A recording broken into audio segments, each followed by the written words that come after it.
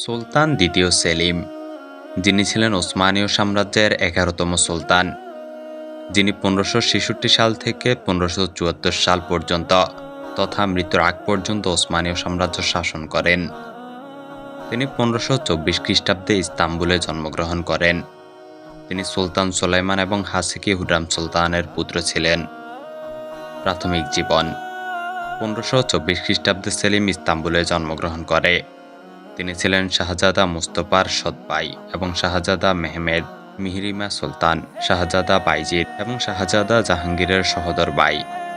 শাহজাদা মেহমেদের মৃত্যুর পর তিনি মানিসার প্রশাসক হন এবং পিতা সুলতান সুলেমানের সঙ্গে সুসম্পর্ক গড়ে তোলেন। তিনি দুবার কোনিয়ার প্রশাসক নিযুক্ত হন।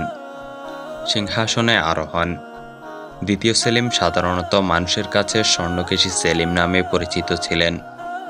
1566 খ্রিস্টাব্দে প্রথম সুলাইমানের মৃত্যুর পর তার পুত্র দ্বিতীয় সেলিম কনস্টান্টিনোপলের সিংহাসনে বসেন।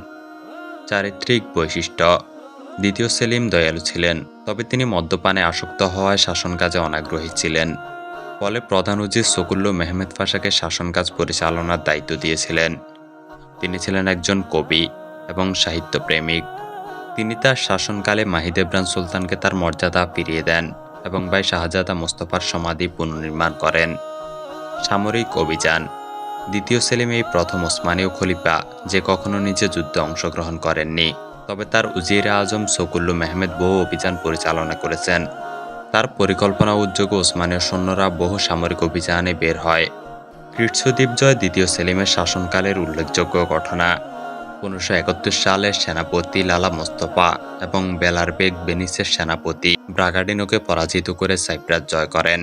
1571 খ্রিস্টাব্দে বেনিসের প্ররোচনায় স্পেন রাজ, রোমের পোপ, সেবোয়ের ডিউক এবং মাল্টার নাইট মিলে অস্ট্রিয়ার নৌসেনাপতি ডন জুয়ানের নেতৃত্বে নেপাল্টো উপসাগরে ওসমানীয় খেলাফতের নৌবাহিনীর উপর হামলা চালায়। নৌসেনাপতি কাপুদান পাশা নিহত হলে ওসমানীয় বাহিনী বিশৃঙ্খল হয়ে পড়ে এবং পরাজয় বরণ করে। ইতিপূর্বে তিউনিস ওসমানীয় খেলাফতের অধীনে ছিল।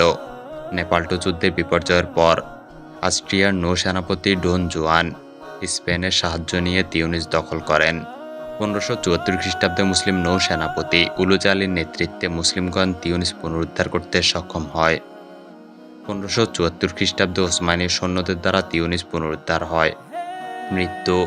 1570 থেকে 1574 সাল অটোমান গৃহযুদ্ধ সংঘটিত হয়। 15 ডিসেম্বর 1574 খ্রিস্টাব্দে সুলতান সেলিমের মৃত্যুর পর তার পুত্র তৃতীয় মুরাদ তুর্কির অটোমান সালতানাতের সুলতান হয়।